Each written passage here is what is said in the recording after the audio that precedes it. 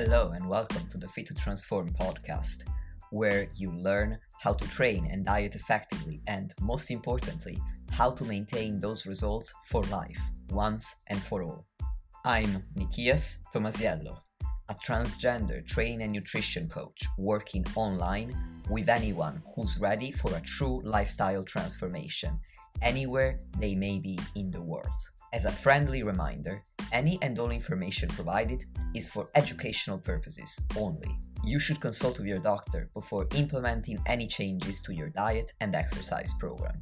With that disclaimer out of the way, thank you for being here. Now grab yourself a cup of tea or pre-workouts and enjoy. Welcome back to the podcast. I'm very excited about today's episode because it's my first ever interview. You're going to hear a fantastic story from one of my online clients, Corey, a transgender man who started working with me in January 2022. Corey had spent years trying to shift his body fat and trying to get into a more masculine shape to feel more at home in his transgender body. But he had never been able to achieve the results that he wanted, and he didn't know how to do it. So finally, in January, he took the plunge and he sent me an email, and the rest is history. In the last 6 months, not only has he lost an incredible amount of fat, he's also put on an impressive amount of muscle mass and made some gender-affirming gains by training at home with dumbbells, a pull-up bar, and a set of resistance bands. I really hope that Corey's story shows to you that anything is possible with consistency, the right mindset, and the right coach. So if you're in the same position right now, you've been trying for ages to lose body fat and build muscle, but you don't quite know what you're doing wrong, you need to hear this episode. Corey is going to tell you about what his biggest struggles with fat loss were, how he overcame them with coaching, what his biggest successes were, and what his biggest takeaways from the experience so far have been. Without further ado, I'll let Corey speak for himself because he's an extremely articulate person. I think you're really gonna love this episode, so let's get into it. Hey Corey. Hey Nick. Thank you very much for being on the podcast today and letting me interview you. So why don't we start by telling the audience a little bit about you? So you introduce yourself. Who are you and what makes you amazing? So, first of all, thanks for having me. It's a pleasure. So I'm Corey. I am one of your clients. I have been since January, where I got in touch with you just to inquire about masculinizing my figure because I'm trans-masc and I haven't been on T for very long, and I was like, you know what, I want to take control of my own body. So I reached out to you for help. Yes, I know the whole story, which is an incredible story, and I think everybody will appreciate it. Before we get into it, I just want to make sure that everybody is on board with everything that you've said. So if you could clarify what trans-masc means to you and also what T is for people who might not know, I think that would be very useful. Yeah, of course. So I'm a transgender man, transmasculine, often hear it referred to as well, but that could also be non-binary. There's a whole category of different transmasc. But to me, I'm a trans man, and I have started testosterone, hormone replacement therapy. I started in November, so I'm currently been on T, as you hear it abbreviated, for 8.5 months now. But yeah, no, early on when I started transitioning medically, that's when I reached out to Nick. Thank you very much for clarifying that and for sharing a little bit of your story with everyone. So let's get into the interview then. You've already mentioned when you got in touch with me, which was at the beginning of this year. And I want to know, and I think everybody wants to know, what was your goal then and what made you decide to get in touch with me instead of doing it yourself? So I have tried many, many, many years to um, to change my figure to a way that I feel more comfortable myself, and I just haven't been able to successfully do it. I've never really been sold on diets and fads and stuff like that. However, I thought before meeting you, I thought that in order to lose body fat, I just had to exercise. I didn't even consider that nutrition was a huge part of it. So that's why I was consistently failing because while I did eat healthily, I didn't really control my portion size and how much of this healthy thing I ate. So of course, I was overeating and I was either eating at maintenance or eating above maintenance and not seeing any results no matter how much I exercise. I think also it's really easy to do is when you are exercising a lot to eat a lot more because you're a lot hungrier. So I probably was just eating like at maintenance or above. But yeah, just unable to shift any of the body fat that I was really like desperately looking to shift. Um, Forgot what the question was. That's all right. So when you got in touch with me, your main goal was fat loss at the time, and up until then, anything you tried had to do with exercise. Had you tried what kind of exercise was it? Was it cardio? Was it resistance training? What was your experience at that point? So cardio, purely cardio. I'd never done any resistance training or lifting or anything like that before. I don't really go to. I don't like gyms. I don't like exercising in public at this moment in life. So I've always just had like an exercise machine that I've had at home, and then just gone a bit crazy on that for like an hour. Um, yeah, so just pure cardio, which I've since learned is not the most effective way to to lose body fat. And that's right. Now, so you had tried before and you had tried with exercise and it wasn't really working. Now, what made you decide this time? You could have thought, well, I am going to try yet another program by myself. What made you decide to hire a coach instead? To be honest, I thought yeah, I've tried for so long by myself. I don't want to. I don't want to be by myself in this anymore. I kind of owe it to myself, and I owe it to my body. And I think like one of the most beautiful things of from my experience of being trans and starting a medical transition is suddenly actually caring about your body. And all of a sudden, it was like a switch, and I was like, I want to nurture this thing that that I carry around with me all the time. I want to do better for my body, and I'm the only one that can, take control and change that. But I need support because I can't do it on my own. And then I found you through um, we actually had we had a the same hairdresser, the same barber in Brighton, and I know Buck really well. And he had one of your little cards, business cards, stuck on his wall. And he's discussed, like, talked about you in the past. He likes to promote other small businesses and stuff. So that's kind of how I was aware of you. And then I followed you. And then it took a lot of time for me to have the courage to reach out because I'm not very good at asking for help. I'm a very like independent person and I don't like to ask other people for help. So it took some time, but eventually, I think it was around Christmas time, and famously, Christmas time is terrible for body shaming from family members and stuff. And a family member basically told me that I needed to like watch my waist or something, and I was like, "Oh no!" And it was actually on the way back from that that I reached out, and I was like, "I don't want to feel bad about myself anymore. It's not because this person is like body shamed me.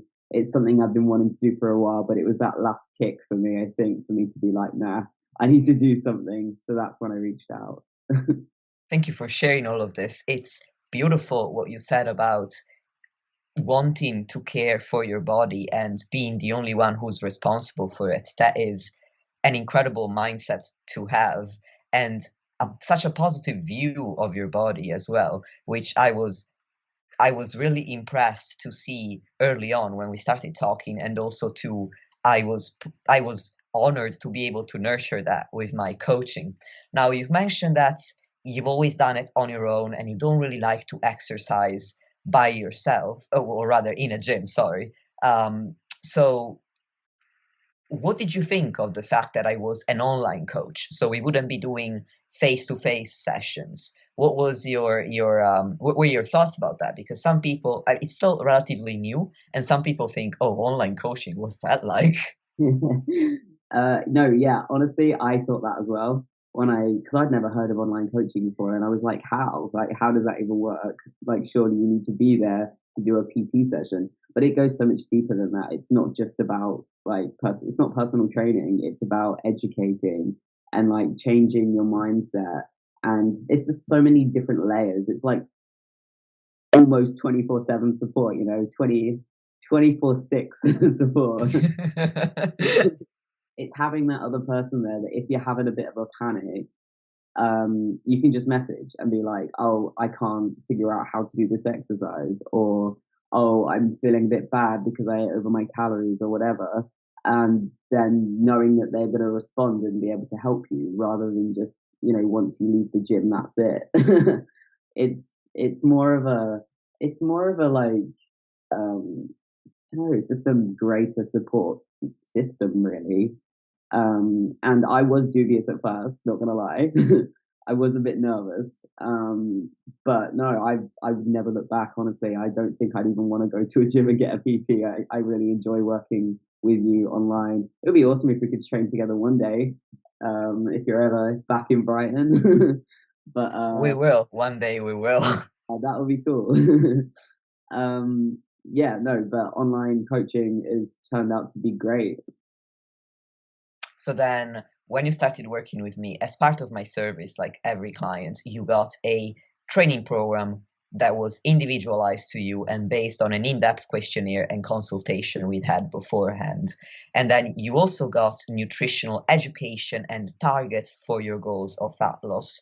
And finally, we had our weekly check-ins together, which were essentially progress reviews, and we're still doing that now that we're going to start coaching together, working together again soon. Um, so of all of these aspects that you had, and in the check-ins, as I said, these were progress reviews. So we were talking about how the week went and charting the course for future weeks. Out of all these three elements, which one did you feel was the most helpful to you and why? Oh, that's a tough one. I mean, they were all really helpful in different ways.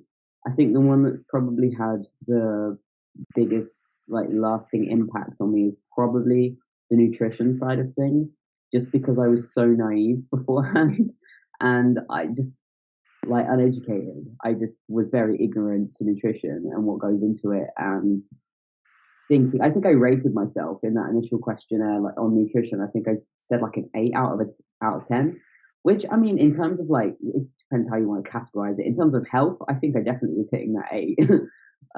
But there are so many other layers that now, if I go back to my diet before, I would have probably put it like under a 5 in terms of being able to hit my exercise and my fitness goals.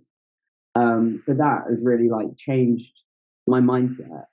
And I mean, I've talked about with you in the past a little bit that I have a history of disordered eating.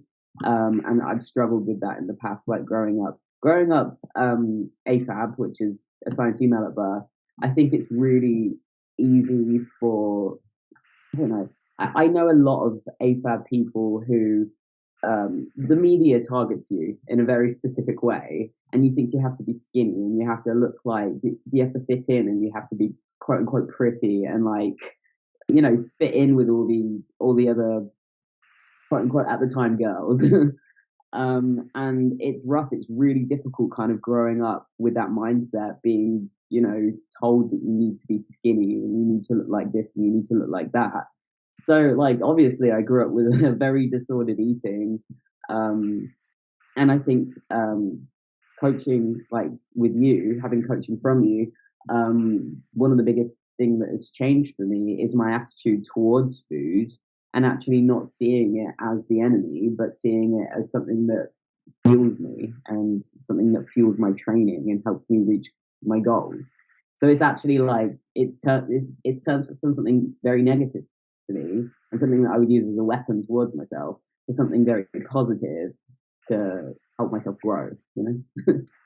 It's it makes my day that you say that, because as you know, I did have an eating disorder too, and I grew up assigned female at birth as well. So I completely appreciate everything that you're saying, and it was so important to me that this journey into nutrition, any diet for people with a history of disordered eating like us, can potentially become harmful, and I really didn't want that to be the case for you.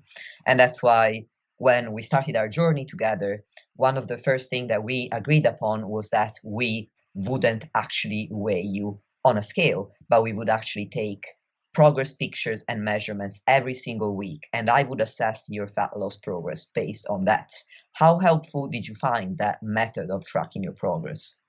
Massively helpful. I'm someone who probably, like most people, grew up in a household where their parents had scales in the bathroom. That was like the norm, and I would see my mum weighing herself, and then I would weigh myself, and it was just a normal thing that you did. You weighed yourself, and then you beat yourself up. It's like that's life. So I kind of vowed as an adult never to own a pair of scales because I don't want that. Like it just to me it feels like a very negative thing, and I don't know if I ever will look past that, and I don't really want to look past that. Well, maybe one day, I don't know, but at the moment I don't have the desire that I need to move past that.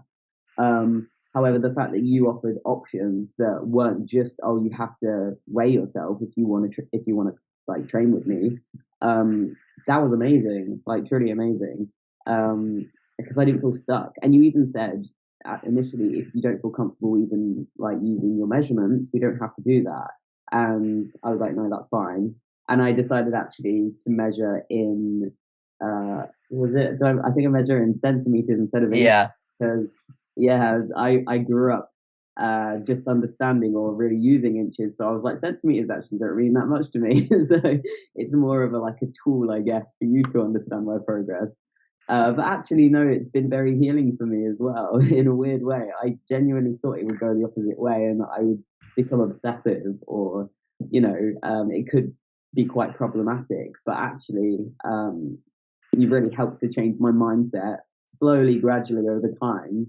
And now I don't feel like I need to be obsessed with what my measurements are because there are so many different factors into, achieving my goals. It's not just um, the outcome isn't just whether I've lost a few centimeters. Yes, I love just hearing you say that. That is incredible. You've learned so well. You always listen to all of the feedback I give you. Now, what you said earlier was also interesting. You said that the nutrition part of coaching was really helpful to you. So at the very beginning, if you remember, we didn't start right away with a caloric deficit. What we did at first was we went through a 2 week kickstart phase, which was geared towards practicing all of the habits we needed to put in place to collect data and to be able to hit your targets consistently, which meant I taught you how to track your calories and how to do it consistently. And I gave you a training program, and we started put implementing it so that you would be consistent with your lifting sessions as well as your cardio sessions and your steps. So this was a bit of a habit formation and data collection phase. And I'm curious to know, what were your biggest takeaways from this phase of essentially establishing what your baseline was and how to hit higher targets than your baseline? Yeah, so I mean the biggest thing that I have to say about that is that it's a lot of work and you have to really want to commit. And that's a really, really important thing because I don't think I even realized how much work would go into it when I started. I mean, I'm the sort of person that once I commit, and that's it. I'm all in, sort of thing. So it wasn't an issue for me, but it did take me aback a little bit about how much went into it. And yeah, no, you have to be very consistent and you have to want to do it. You have to have that self motivation to kind of to learn all these new things in the start and to be able to learn and want to track everything from how well you're sleeping to your digestion to how much energy you have. Like it's not just about food tracking. It's so much more than that. So that was my biggest takeaway really from the start. Um, well, It can be just one takeaway. You don't need to have 25. I feel like I had something else though, but it's gone out of my brain.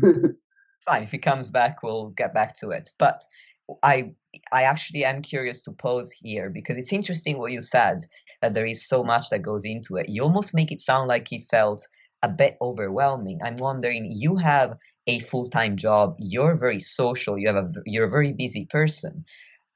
Was it really that overwhelming? How did you make it work for yourself? How did coaching help you uh, make fitness a part of your lifestyle rather than looking at it as something, as I said, very overwhelming that you were struggling with?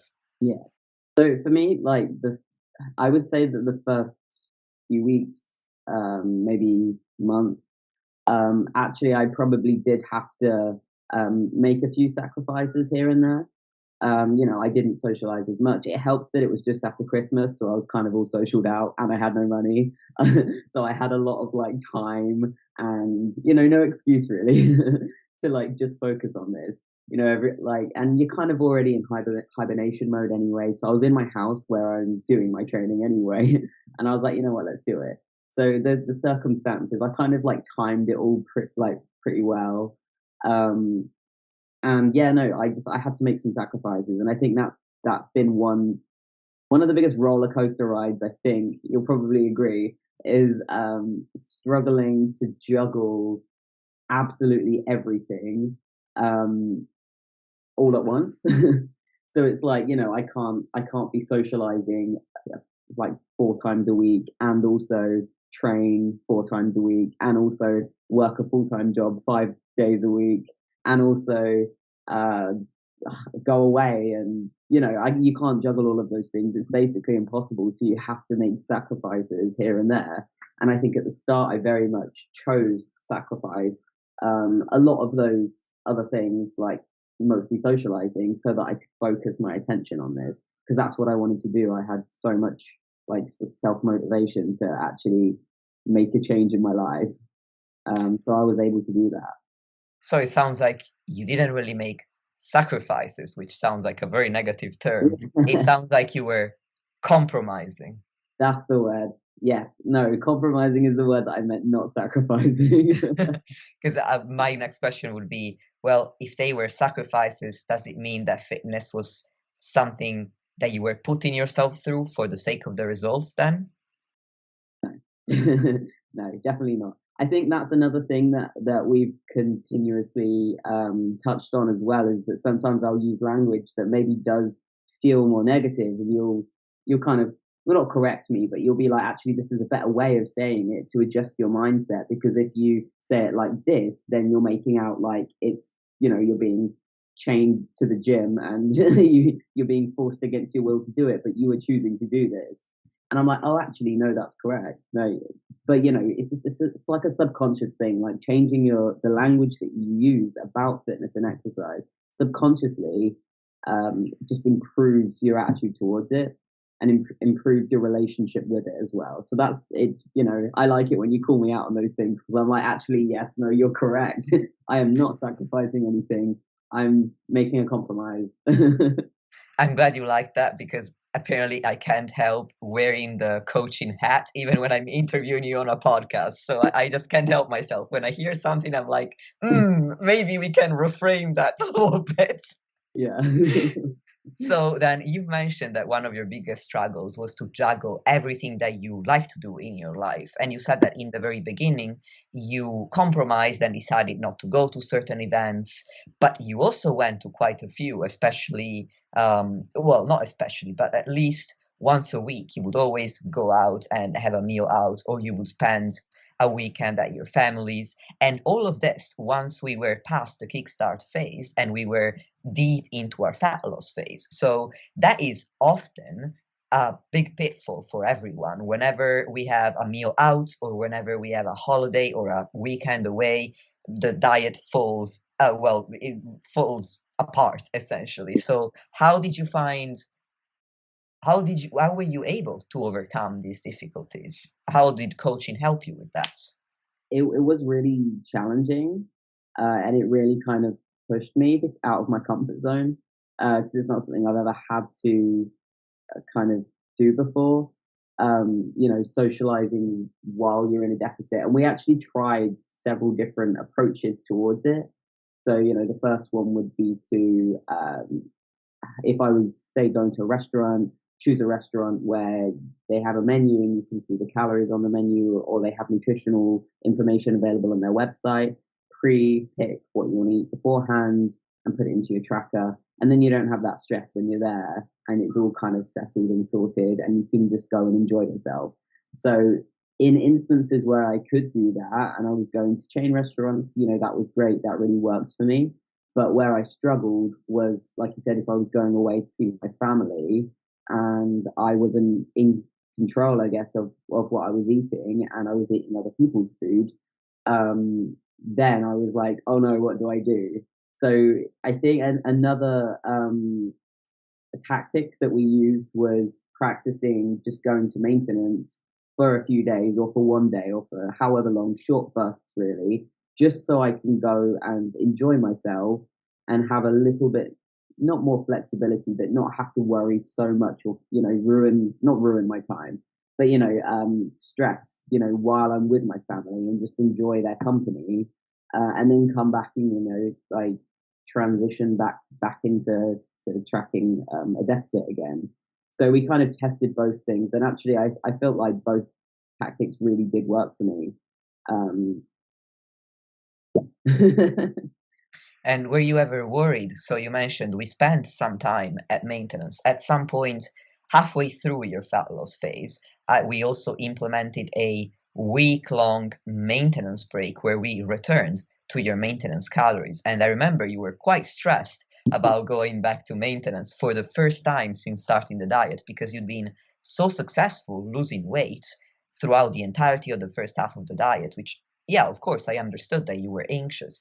Why were you so worried, and how was your experience of taking a break from dieting? Did you lose all of your progress?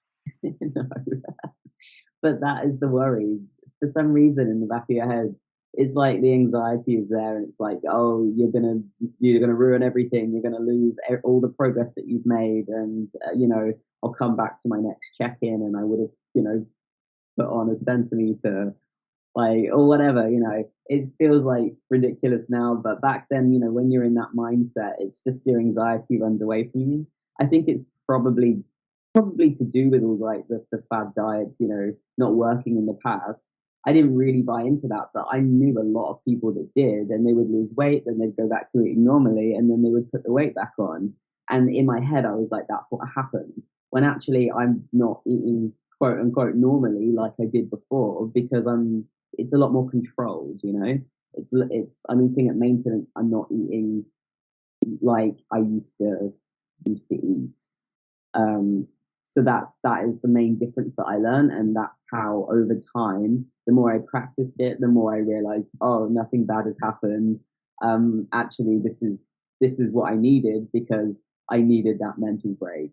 Because honestly, the biggest thing, the biggest takeaway I think I have from being in a calorie deficit for, I think we did it for like 5 months or something, is the mental strain. Like, it's a mental game, 100%. It's a mental game, and that's why it's so important to do it with a coach. I am glad that you found that helpful and that you did not lose all of your progress or felt like you were going backwards. It's always a challenging time to increase calories to maintenance, especially if you've not reached your final goal, but you bossed that time, just like you bossed every aspect of coaching so far. And fast forward into the end of the diet, another delicate moment was the transition from when you reached your goal physique and you wanted to transition back into maintenance calories, and this time for good. We weren't going to lose any more weight. How did you find that mental shift after 5 months spent focusing on fat loss with these short bursts at maintenance calories, as you've mentioned, interspersed along the way? Yeah, no, I was very nervous about it. I mean, for a lot of reasons. The reasons I just explained, like I knew that I wasn't going to be losing all the progress that I'd made, but there's still that worry in the back of your head that, what if I do? And also, like, I was in a such into a routine. I was like far into that routine. I was like finally like, right, I got the hang of this. And I felt like I could have gone on for more, honestly. But then that probably, the more I did it, that would have welcomed maybe negative attitudes towards it, some of the problematic kind of mindsets that I had in the past. So actually, it was really important that we did go to maintenance when we did, even though I know that I wanted to stay on a deficit for a little bit longer because I was like, no, but I can lose a little bit more fat. But then, you'll say a little bit and then it'll be, oh, just a bit more, and it's endless.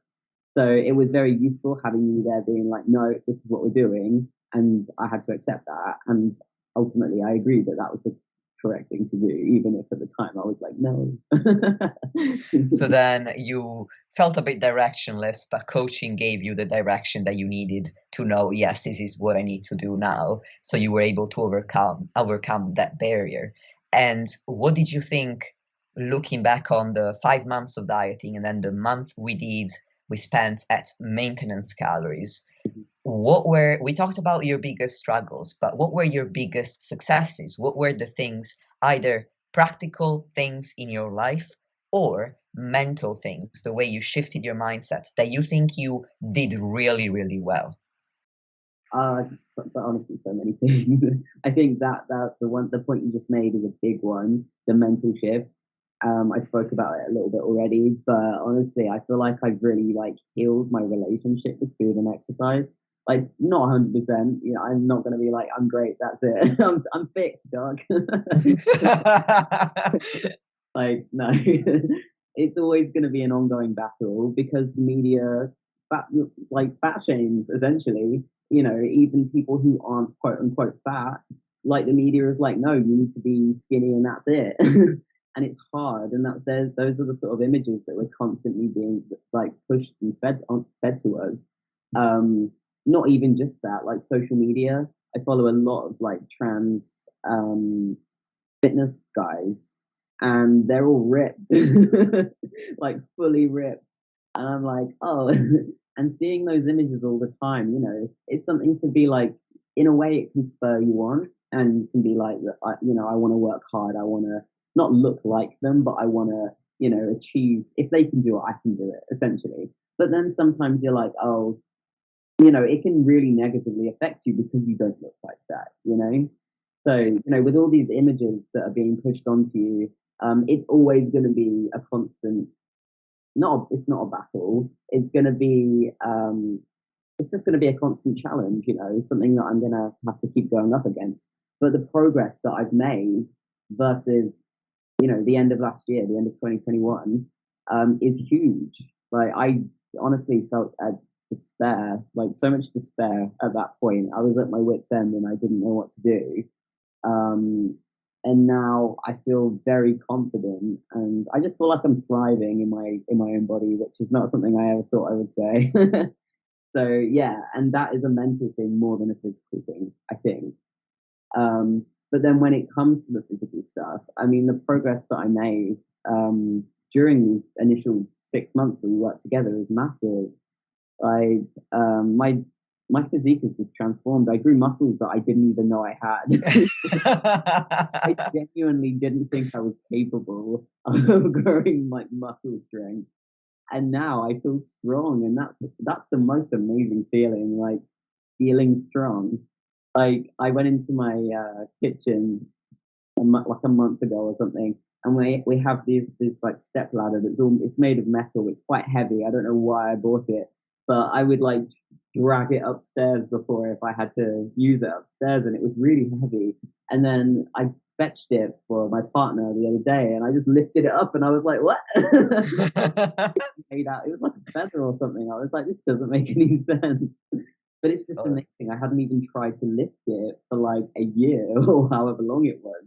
And yeah, just feeling strong is the most amazing thing. so that's just amazing to hear for me. And yeah, I agree with you. You grew muscles that I didn't know you had. I kept just every month I was like, Corey, I think your shoulders are even bigger than they were before. How is this even possible? And I'm the coach. Yeah. I was very, yeah, your progress, physical progress was very impressive. Your mental progress, all the more so. As you know, it was my favorite transformation of, in terms of between the physical and the mental, your mental transformation was the best for me, in terms of fulfilling me as a coach. Now, this is actually a great segue from your physical results and your strength gains into training, because we've talked about nutrition quite a bit. So, as you were saying before, you started with me never having done any lifting, right? Yeah. No lifting. So, and this was an online coaching program. So there was no one with you right then and there. How did you find it in the beginning? And how did that initial stage evolve for you? I mean, in the beginning, like I said with the nutrition aspect, I was quite dubious because I was like, how are you going to show me how to do it unless you're literally here showing me how to do it? I was nervous. Um, but basically, the setup that you gave me was you had like a whole repertoire of videos um, showing, like demonstrating how to do the exercises, and then you wrote like written instructions as well. So you had instructions on how to do it in a couple of different formats, which was really useful, and I could refer to that. So initially, I would use those example videos, and I would try and replicate it myself. Um, I I would say I'm the sort of person that is like panics at the start. I, yeah, I just assume that I've done it wrong, and that I'm not going to be any good at it.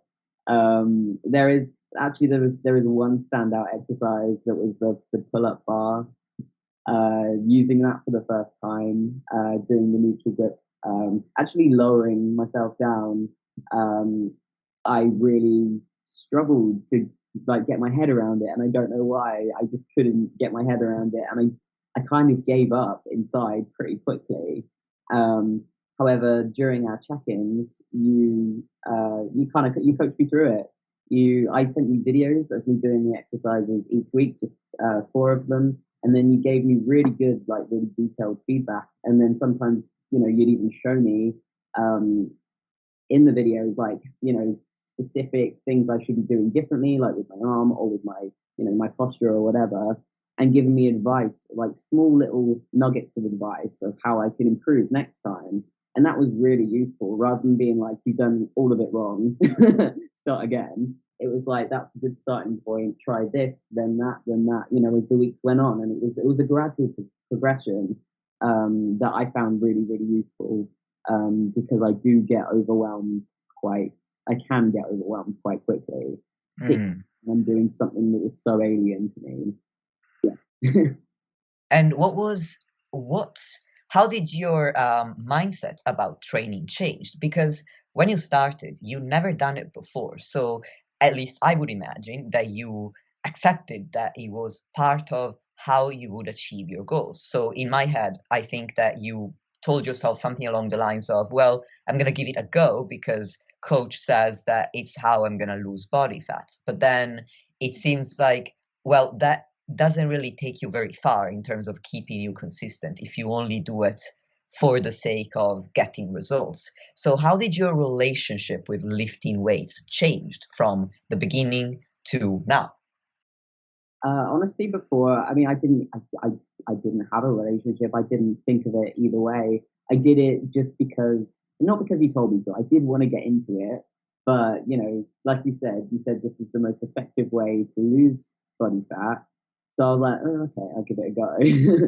And the biggest change for me, I think, was that I actually enjoy it. Like, I really enjoy it. Like, I found a new like passion, like hobby that is I'm very passionate about, which is really, really like a really lovely development and something that I didn't expect to come out of it. And now I don't look at it as something that I have to do, but it's something that I want to do and that I enjoy doing. And that's a really lovely. It's just a really lovely relationship that it's turned into. Um, That's great to hear. I am really glad that I was able to instill that passion in you, and you've seen so many great mental and physical results with it. Now, we've talked about nutrition, we've talked about training, so we've covered a lot, and I only have a couple of questions left. So, one of them is, you've been working with me for 6 months, and we had to put training on pause, online coaching on pause, because of your recent surgery, and we're going to start back up very soon. Now, looking back on the whole experience, if you were imagine that you're talking to somebody who's never had an online coach before, and they're not quite sure what it's going to be like, what to expect. What is the biggest takeaway that you got from coaching that you don't think you would have been able to have if you had been going at it alone? How was coaching transformative for you? so the biggest thing for me was just um, having the support system that I didn't know that I needed. That's it's really easy to think, oh, it's fine, I can do it on my own. Like I watch all these different guys on social media posting their workout routines, and I'll figure it out. But actually, you don't really realize until you have it, like how successful having a personalized plan to you is. Because you're an individual, you're not, you may be the same height as this guy, but you don't necessarily have the same body type, Like, there's so many different factors that go into creating a plan that works for you, and a lot of trial and error as well. And I find that if I were to try it myself, I know myself, and I know that if I would have tried to do lifting by myself, I would have tried, you know, an exercise a couple of times and then be like, it's not working, and then stop and then try something else. And you're never actually going to achieve anything if you keep stopping and starting different things and not actually seeing it through and seeing, what is working. So I think that the biggest takeaway I would say is that if you really want to focus on your individual needs, an online coach does that for you because you're not on your own, and you don't have to figure it out on your own, and you don't have to become a certified personal trainer or whatever to figure it out. Like someone does it for you. It takes that mental strain off you, um, and you don't have to beat yourself up either. Or if you do, you've got someone giving you a pep talk, and that's invaluable. At least a good coach would do that. Eyebrow wriggle. But thank you very much for sharing that. And next question then, what is outside of coaching, what's the biggest takeaway? So now imagine you're talking to somebody who wants to start a fat loss phase and wants to get great results like you did. What is the biggest success tip? So if you were to say this is the one thing you want to focus on more than anything else when you're just starting out to be successful with fat loss, what would it be that you found success with? um, Consistency. Definitely, like that's the main thing, is just be consistent. um, you can, okay, so say, for example, you are in your fat loss phase and you're tracking and then you have a bad day. And I remember you telling me this, like, say I had a bad day on a Thursday, and then I was like, oh, well, I've ruined it now. I might as well just ruin it for the rest of the week and start again on Monday. That's not being consistent. You have a bad day, that's fine. That's okay. Like, you don't need to beat yourself up too much about it. I'm a person that definitely beats herself up way too much if I go 1 calorie over, which is like, it isn't sustainable in the long run, and you're never going to stick to it if that's your attitude towards it. So all you can do is try and be consistent, and you will see results. Even if you went over once a day every week, you know, be consistent the rest of the days, and you'll find that you do see results. Ah, So beautiful. I have taught you so well. I am proud of myself here. It's like a Nick echo chamber now. It almost feels that way, honestly. It's scary how much like me you talk now. But anyway, thank you so much. It was such a great interview. So the question I want to end with is, what is next for Corey? What is it that you want to accomplish, which you're excited about now that we're going to start working together again once you're finally recovered from surgery? Yeah, so I mean, initially it was the fat loss phase that I wanted to really focus on and to be able to masculinize my figure by like reducing my hip and chest size, which I actually managed to get 10 centimeters off my chest. And Yeah, that was crazy. yeah, and like 9 to 9.5 around my abdomen sort of area, which is insane. And that really ticks so many boxes for me. And now I'm at this really like great weight that I'm not weight, like um, like body shape that I'm quite happy with, and I just want to build on that. So I want to now that I've had my top surgery, obviously my chest is flat, super flat, and I'm Congrats. happy about that. And I'm now fully ready to like work on like bulking up my shoulders even more. Basically, just feeling more masculine because at the moment I feel like I'm kind of in like skinny teenage boy phase. Like everybody is at some stage on testosterone, yeah. Yeah, and I'm ready to feel like a bit more like built up hench man phase, please. And I am so looking forward to that. So thank you for your time today, Corey. And thanks to everyone for listening. Do you have any parting words for us, Corey? Oh, parting words. Sign up to coaching with Nick. You will not regret it.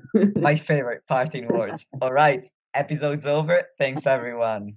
And that's a wrap for today's podcast. I hope you enjoyed my first ever client interview.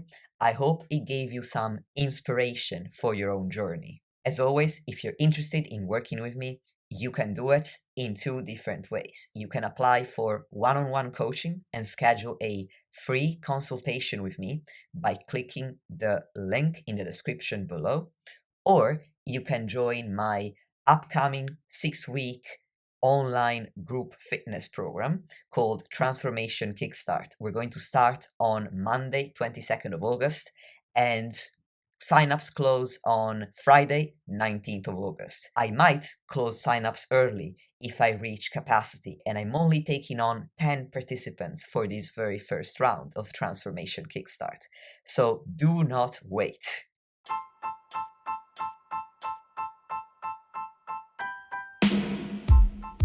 Lastly, if you want to support the podcast and help me reach more people, please leave a 5-star rating or review on any podcast platform that you're using. Thank you very much for listening, and I'll speak to you soon.